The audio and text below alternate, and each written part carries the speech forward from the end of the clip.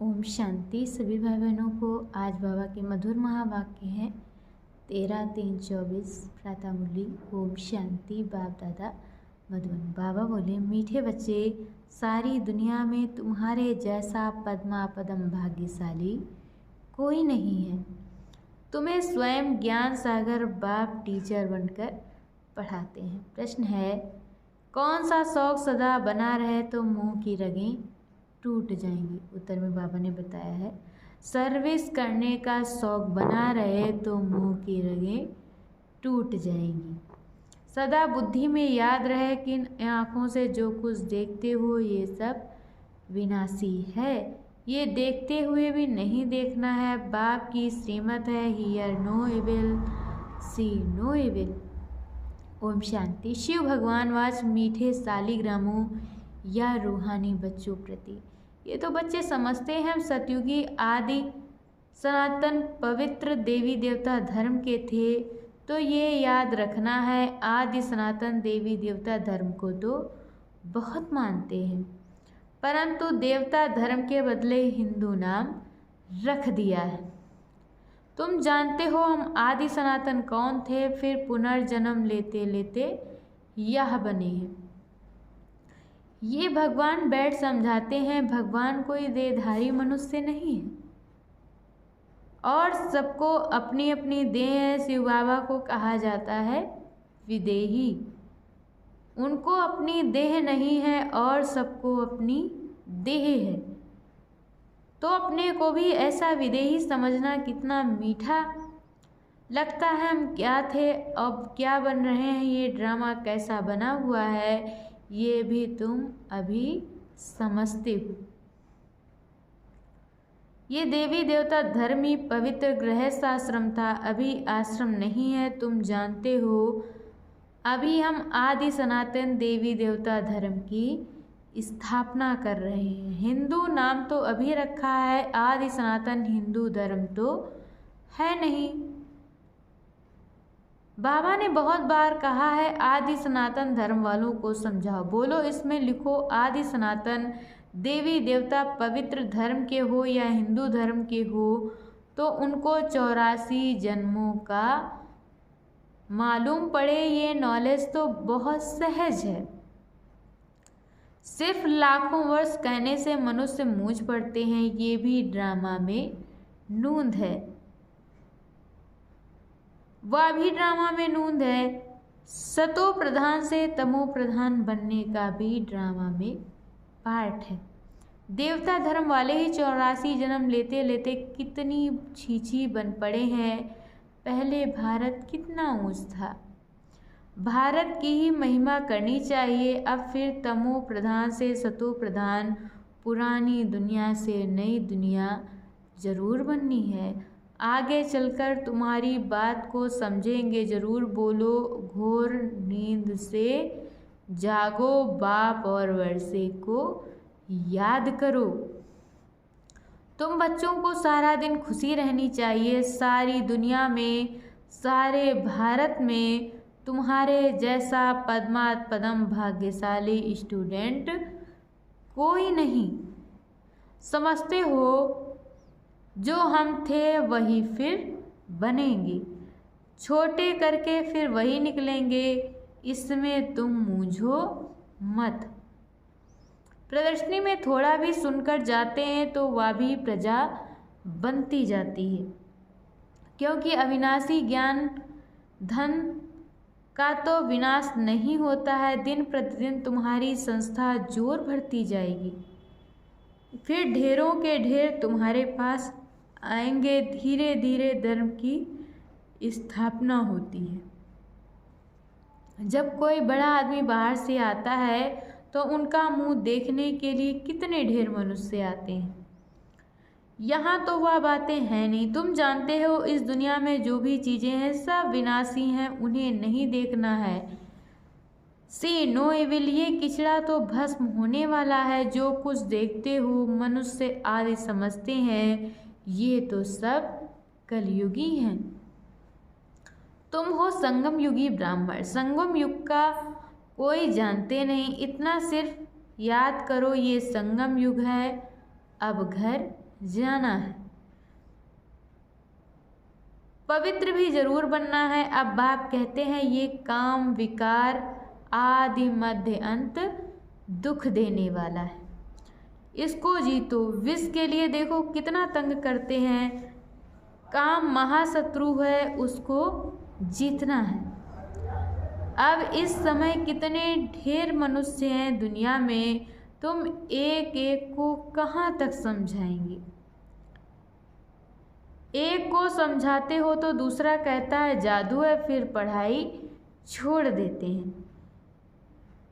इसलिए बाप कहते हैं आदि सनातन धर्म वालों को समझाओ, आदि सनातन ही है देवता धर्म। तुम समझाते हो इन लक्ष्मी नारायण ने ये पद कैसे पाया, मनुष्य से देवता कैसे बने, जरूर अंतिम जन्म होगा, 84 जन्म पूरे कर फिर ये बने। जिनको सर्विस का शौक है वो इसमें लगे रहते हैं और सब तरफ से मोह आदि टूट जाता है। हम इन आँखों से जो कुछ देखते हैं उनको भूलना है, जैसे कि देखते ही नहीं हैं। सी नो इविल, मनुष्य तो बंदरों का चित्र बना देते हैं, समझते कुछ भी नहीं। बच्चियां कितनी मेहनत करती हैं, बाबा उन्हें आफरीन देते हैं, जो समझाकर लायक बनाती हैं, प्राइज भी उन्हों को ही मिलती है। जब काम करके दिखाते हैं, तुम जानते हो बाबा हमको कितनी प्राइज देंगे। पहला नंबर है सूर्यवंशी राजधानी की प्राइज, सेकंड नंबर है चंद्रवंशी की प्राइज।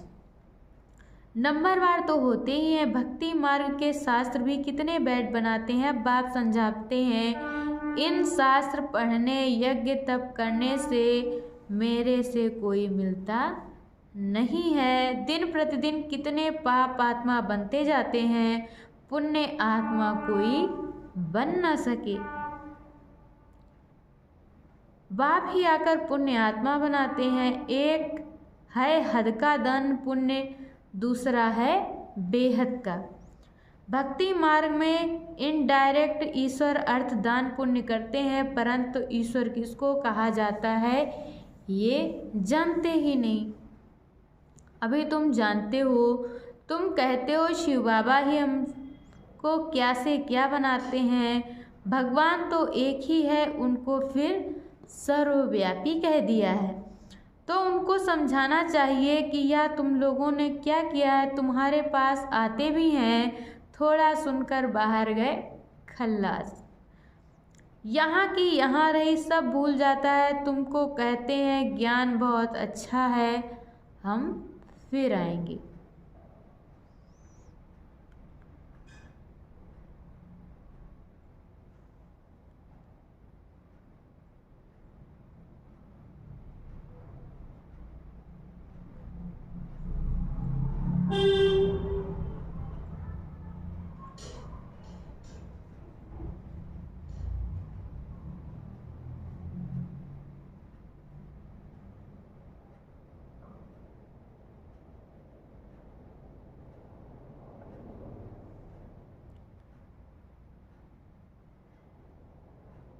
भक्ति मार्ग में इनडायरेक्ट ईश्वर अर्थ दान पुण्य करते हैं, परंतु ईश्वर किसको कहा जाता है ये जानते नहीं। अभी तुम जानते हो, तुम कहते हो शिव बाबा हमको क्या से क्या बनाते हैं, भगवान तो एक ही है, उनको फिर सर्वव्यापी कह दिया है।